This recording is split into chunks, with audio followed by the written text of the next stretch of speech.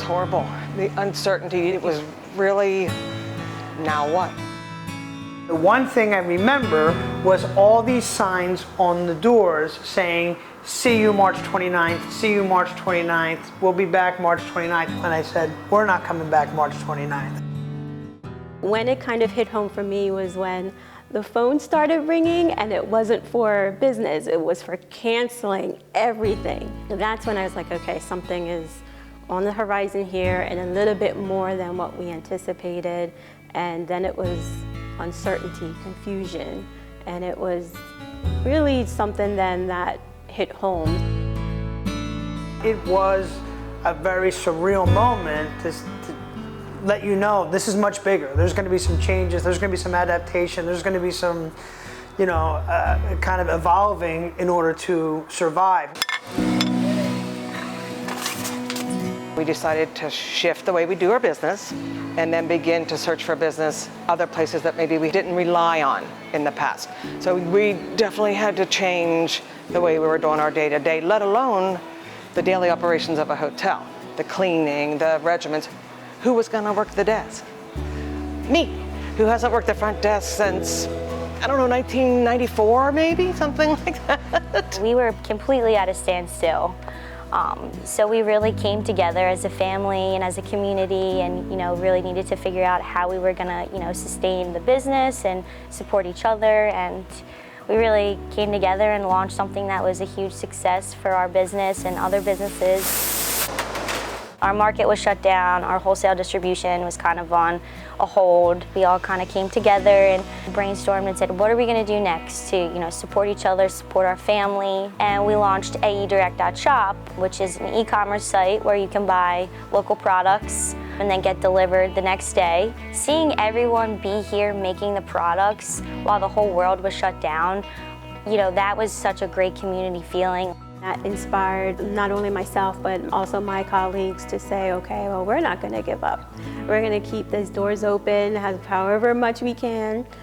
We may have a lock on the door, but it's technically open.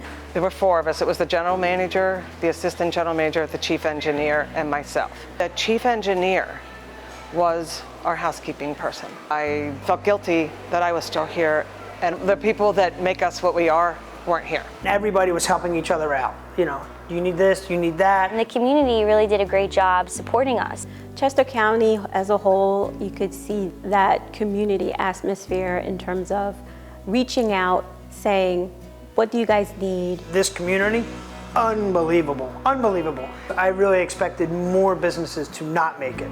A lot more closed storefronts than what we have seen thus far.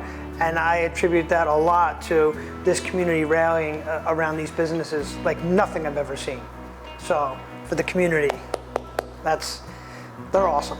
Everybody was helping out everybody else. Our restaurants were shut down, but we started carry out PA. People were ordering takeout. They were taking care of the employees that were still working. Restaurants that were shut down were giving away free meals to people that all of a sudden found themselves on unemployment. It was a coming together of, we have no idea what we're doing, but we're going to support each other and get through it. And it was amazing just to see an industry that was just wrecked from the beginning and hurt longer than anyone else was the first industry that stood up and stepped forward to help people who needed it. The whole thing was life-changing, and I can take it all the way down to a moment that changed everything. I had heard Chester County Food Bank was not able to get can donations. So we decided to do a pay what you want dinner.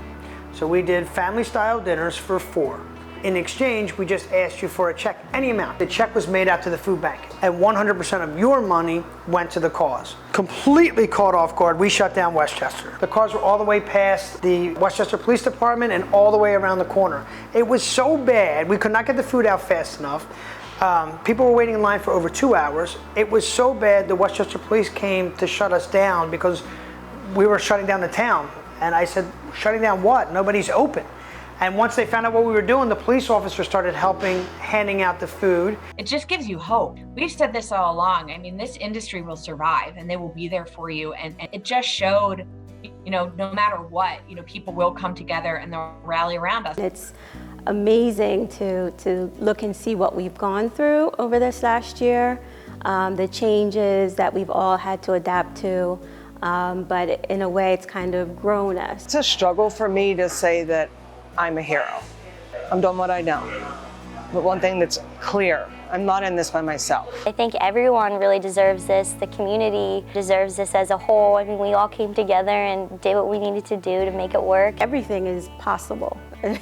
Yes, it might be tough and it might be a challenge in that moment, but once you get through it, you've grown. You've stretched yourself because you've done something that you didn't think you could do. Everywhere you turn, there's just hero after hero after hero. And this industry, when our platforms are utilized properly, we can be great leaders.